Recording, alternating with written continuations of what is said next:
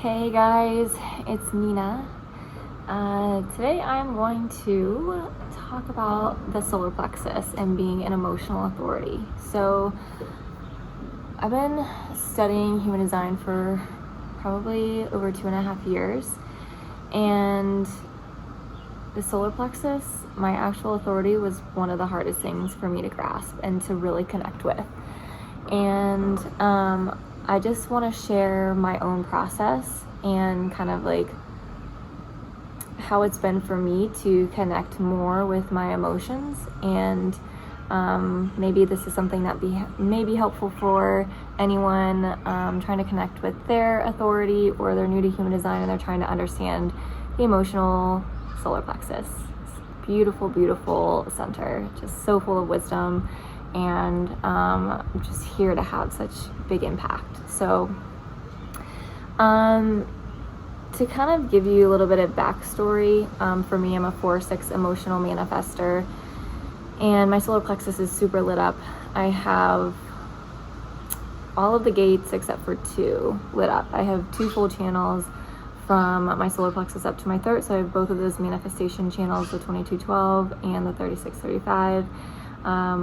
I have the 37 and the 49 and the 6. So yeah, I'm pretty lit up, and ever since I was a little kid, I just had a lot of emotions, just really big emotions. I would have these like crazy temper tantrums, and my mom, of course, had a completely open solar plexus. My dad had an open solar plexus. Didn't know what to do with me. I was just kind of like all over the place. And so they're obviously not aware, and we're picking up on my emotions and amplifying it, and they're just probably like going crazy. And my mom has an open head, and so can you imagine like her picking up on my thoughts and my emotions and just being completely overwhelmed and thinking they're hers, and then not knowing what to do with all of those thoughts and emotions. So like would literally have temper tantrums, and I'm not going to go into extreme details, but it just wasn't healthy in the way that I was taught to handle my emotions. I was taught to suppress them, that they were bad, they were too big, I was too much, and so I learned how to hide my emotions because they weren't acceptable. I would be severely punished, or just emotionally treated in a way that wasn't healthy. And so whenever I would have big emotions, I would go hide, and I would process them by myself, and I would be really, really angry, and I would punch walls, or I would cry, and I just didn't want anyone else to see any of these emotions because I had been conditioned to think that they were a bad thing, and which is incredibly just really devastating, because emotions are such an amazing, wonderful gift. And the suppression of my emotions was just the suppression of such a huge part of myself, and suppression of my intuition as well, and like listening and connecting with my body on a deeper level. So this went on all the way up until, you know, my early 30s, when I found out about human design. And I'm 34 now. I discovered human design when I was around 31, 32. And you know, I'd been doing a lot of personal development, plant medicine, all of that kind of stuff. So, and like therapy and all these different modalities and tools that help me learn how to begin to process my emotions in different and healthy ways.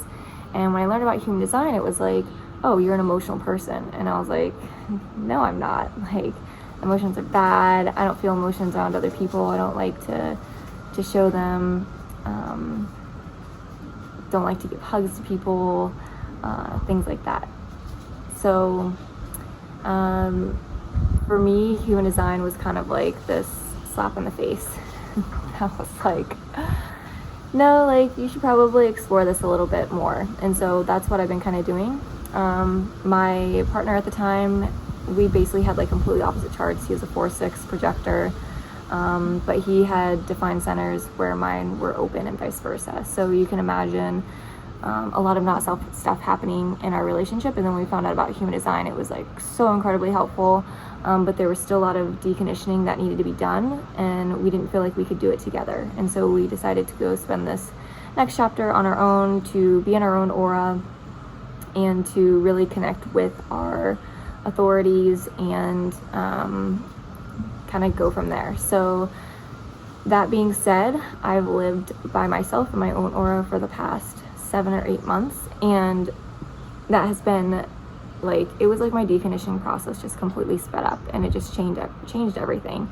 So from the moment that I lived alone, I began tracking my emotions in a spreadsheet, and it's a pretty like robust spreadsheet, and I've been pretty dedicated to it for the past 7 or 8 months. There might be a day or here where I don't track everything, but what I include on the spreadsheet is how I'm feeling morning, afternoon, and evening. Am I low on my wave? Am I neutral? Or am I high on my wave? And then I write notes about what's going on in my mind at that time. I write where I'm at in my moon cycle. I write where the moon is at in its cycle. So say it's a full moon or a new moon, there's a website that I go to, and I like copy the percentage of whatever the moon is, waxing or waning during that time period. And I track also my appetite for that day, and then I have like a section underneath where I'm tracking like my recap for the day, like, you know, what am I eating, how am I feeling, who am I hanging out with, and just keeping track of all of that. And so for the past 7 or 8 months, I have a lot of data. And so over time, I began to see that one, there's really no consistency with my wave, and that was something that I could just completely let go of trying to control my emotions, and just know that they come and they go, and they are just what they are, and that I shouldn't judge myself for being high or low, and that it's okay for me to lock myself in my house for an entire weekend and binge watch cheesy romance movies because I'm just feeling it in a low, and that's just how I'm going to process my emotions. And you know, whether I have something that's like coming up and I really need to cry, and so I'll work out or I'll do all these things to try to move energy and nothing works, and then it's just like I sit down in stillness, and then it's like the cry comes when I least expect it. And so really beginning to observe these patterns or lack of patterns, seeing where my thoughts can really affect my emotions, and seeing how I needed to take more responsibility for how I was feeling. I wasn't living with anyone, so I couldn't blame anyone for my emotions. And it just became very clear to me, like, oh, I'm hanging out with certain people, and my wave would completely dip for 2 days after that. Or I was on a high for 2 or 3 days straight because I spent time with friends. Or instead of working at home the entire week, I went to a coffee shop, and I was surrounded by other people who could bridge my split.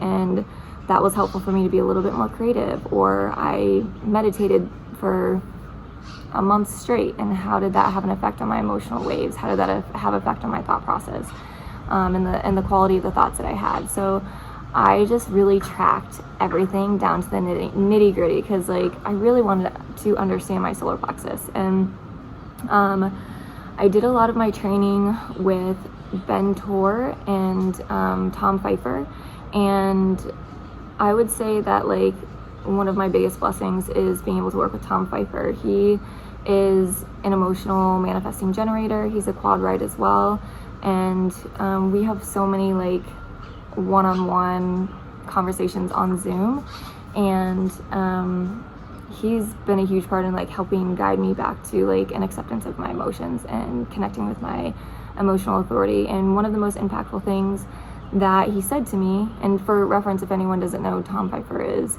the guy who recorded all of Ra's audios for all of his talks. So he's a quad right. So you can just imagine the amount of information that this man has in him, and his perspective on human design.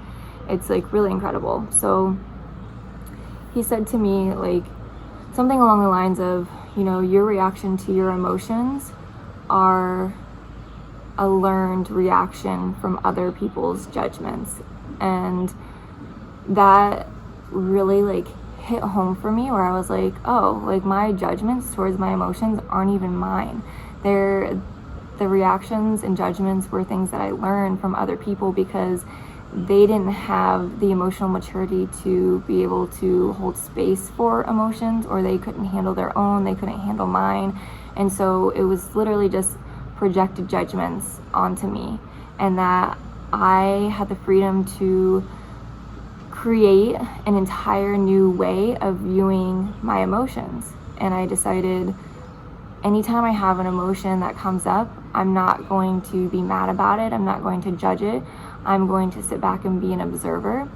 And it just completely and radically changed how I viewed myself, how I connected with myself, how I viewed emotions, and how I processed emotions. And so from that point on, it was like when I had emotions come up, I'd say, okay, I'm going to feel this. And I wouldn't try to figure it out. I wouldn't try to analyze things. You know, I have an open head, or I have a defined head and a defined ajna. I have that 6447 channel. So it's like I'm constantly trying to make sense of the past. And so just knowing that the emotional process isn't a mind thing. It's just an emotional process. And the emotions are so, like, you can't attach anything to them. It's just so hilarious to me now, because it's like, anytime you have an emotion, it's like the mind is immediately like, oh, what was the thought that happened? Oh, it's because this person did this. Oh, it's because something externally is affecting me. Oh, it's because this. Or was it something I ate? Or was it this? And I was constantly doing that all the time, and it was exhausting, and it made me feel like there was something wrong with me all the time, or I was constantly trying to figure things out to try to fix myself so I didn't have to feel these things. And it's like when you truly just surrender and realize that you can create your own story surrounding your emotions, or you don't even have to create a story at all, you can just let them be what they are, and it actually speeds up the process of you processing those emotions through your body. And that's incredibly liberating for anyone who may be really emotionally defined or have a lot of emotions and may not know how to process them. Because when I have emotions that come up now, it's like, oh, not sure where this came from, but you know, I'll just kind of sit and observe it, but I'm not going to react to it.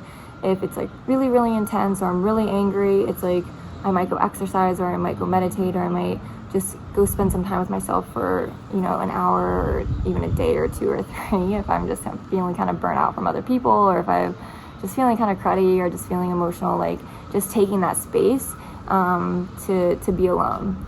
But then there are times where it's really helpful for me to be around other people who can help bring me up if I feel like I'm kind of stuck in those emotions. So there are different ways that you can experiment and play around with how to work with your emotional waves. But again, just know that like there's nothing wrong with your waves, and there's nothing to control. It's just more of being an observer. And Tom likes to call it being the Buddha on the surfboard, where you're just riding the wave. You're just riding that emotional wave, and you're not doing anything about it. You're just, you know, kind of sitting on that board and enjoying the emotions and enjoying the waves for what they are. And so that's been my experience so far with the solar plexus. And I'm trying to think if there's anything else in my own journey. I mean, as far as like when I first learned human design, and everyone was like, oh, you know, you have all those Instagram people who write, you know, the facts. You have like the first lines, and the people who are discovering human design, and they're trying to make sense of all of it, and then they spit out information and say, well, this is what an emotional authority is like, or what they feel like, or this is how they make decisions, but they have an open solar plexus, or they haven't really gone through their deconditioning process, and so they don't understand the depth of what the solar plexus brings. Like, that was what was really difficult for me in the beginning, because I was constantly grabbing information from people who didn't have the experience themselves in order to really fully embody and explain what it really truly means to have a solar plexus authority.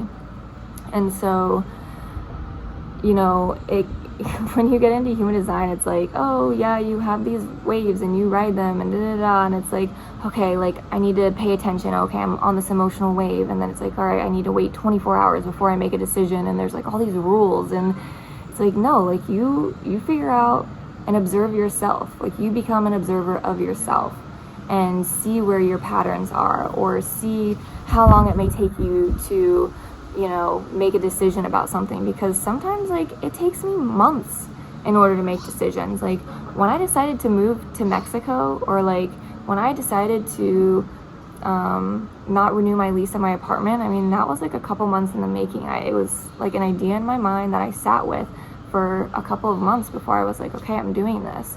And I had highs and I had lows, and then it was like I came to that neutral clarity where I was like, this makes the most sense, because I had been so tapped into my solar plexus and I knew what that neutral clarity felt like. And it for me, it feels like a peaceful calm in my body where I'm like, okay, this is it. And you know, I'd been working at a job that was not in alignment for me, and I'd been wanting to quit for so long, but it just never felt right to do it. It never felt like the right time. And so it'd be like every once in a while I'd tap in and it'd be like, okay, like it's not the right time to leave. And it'd be like, no. And then a couple months ago, or earlier this year, I was staying because my boss was so great at the time, and but everything else about the job was just, or like the actual culture and environment of where I was working at, it was just not healthy, and I wanted to leave. And so my boss left, and I was like, wow, I don't know how much longer I'm gonna stay here. And at this point I had waited like 1 or 2 years on this emotional wave where it didn't feel right to leave. And you know, I had explored, I have an open spleen, I was holding on to something that I felt safe in, but again, like being tapped into my solar plexus, it was like, no, it didn't feel right to leave that job. I had explored other jobs and turned down some other job offers, you know, earlier on in the year, and I was like, no, I felt right to stay at this job. Even though it wasn't the healthiest, I was still getting benefit in some way, even though I didn't really know what it was. And I was able to do other things to nurture myself in the meantime, so I wasn't in like a complete like hole of misery while working there. So you know, after my boss left, it was about a month or so later where it was like I basically got let go. And when I had the conversation with HR, I was just like, okay. And it was like I felt this immense deep peace within my body, and that was the first time that I'd ever really felt incredibly clear and been aware of it in the moment about how clear I was the entire like time I've been, you know, in my deconditioning journey. So for me, it was like a full body feeling of like peace, of like, okay, like it was time for me to not work there anymore. And it gave me immense clarity on like, okay, next steps. You know, am I going to work somewhere else? Am I going to take some time off? Am I going to take some small odd jobs on, things like that? And so that for me is what finding peace and clarity from like a very big decision. For smaller decisions, my strongest sense is feeling. So I think this kind of goes hand in hand with my solar plexus authority. But, you know, for smaller decisions, like, you know, I make it sometimes not on the spot, but like,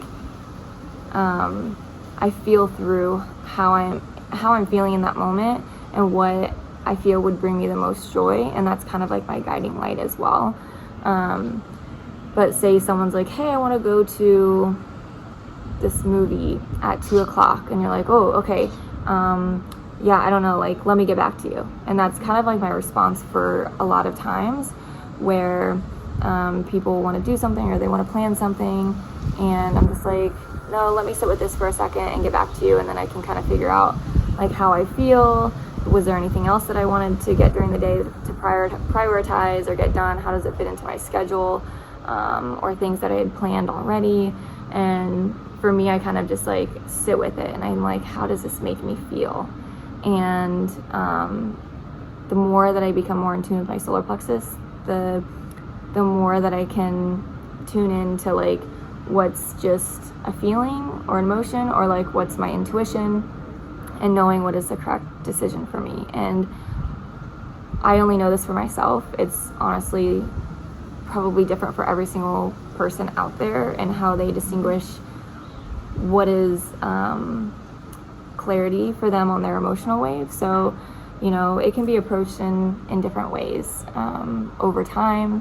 For me, it's just like taking a step back and saying, okay, like give me a second, I'll get back to you in like an hour. Like that is one of the most simple things for like smaller decisions that I just tell people, because I want to be able to give myself that space and that time. And so when I do make a decision, I completely own that decision, and I know it's something that I've sat with, and that I trust my authority and my emotional response, and my body is telling me like, this is right for you, and I can't blame anyone else. Like, I'm making the decision. And so it's really empowering from that perspective. So yeah, that's been my experience with the solar plexus. Okay, it's been like 20 minutes, and I think that's all that I have to talk about my solar plexus today. So I'm curious, this is just my experience in my deconditioning journey, and I'd love to hear what everyone else's experience is. Do you feel your neutral clarity in your body? Is it like, do you get like a feeling in different areas of your body, or like how are you guys experiencing it as an emotional authority? And then for those who aren't emotional authorities and you're picking up on other people's emotions, I think it can be kind of difficult being around people who aren't emotionally aware. And so I apologize for that. Not like apologize, but like I know it can be rough because these emotions can be amplified, but it's also incredibly empowering, because once you have an awareness that 50% of the population is defined in the solar plexus, then as an open solar plexus center, you can realize that most of the time emotions are most not likely yours, and you don't have to be around people who aren't emotionally aware, or you can work with them in a different way. And so that's really empowering, and it's also incredibly helpful for those who are still kind of a little lost, or they're not aware of their emotions. So, having this knowledge of our own charts, our own blueprints is, something that can be so incredibly helpful and healing for other people who aren't aware, because, it teaches us more compassion and more understanding of the other or other people, because, we have kind of like the power, the responsibility to interact with others in a different way, because we understand the underlying energetics or mechanics of how people are working, and whether they're aware or not aware. And so that's what I really love about human design, is that it's incredibly empowering in that sense. And we can choose to have a peaceful life, or we can choose to continue to judge other people because they're not aware, or because they're difficult to manage, or you're just projecting because you have an open center and you haven't learned how to be around others who have a defined center, and you're just not taking responsibility for what's yours or what's not theirs, or how you react to it. So you can't really run from your shit with human design. And again, just another reason why I love it so much. It's just like, there's so much like shadow work that you can do. There's so many different things that you can look at within yourself that's really difficult to look at, but so incredibly healing for yourself and for others around you. So I think I'm going to end here, and I want to add, before actually I close, I'm going to share like a bare bones version of my spreadsheet that I use to track my solar plexus, my emotional waves. And maybe if you guys would like to use it or to modify it in any way that you choose to, you can just download it and make it into whatever you would like it, and just maybe have it as like a wireframe for how you'd like to track your waves, because it was just so impactful for me. So hope you guys enjoyed this video, and I will see you guys in the next video. Bye.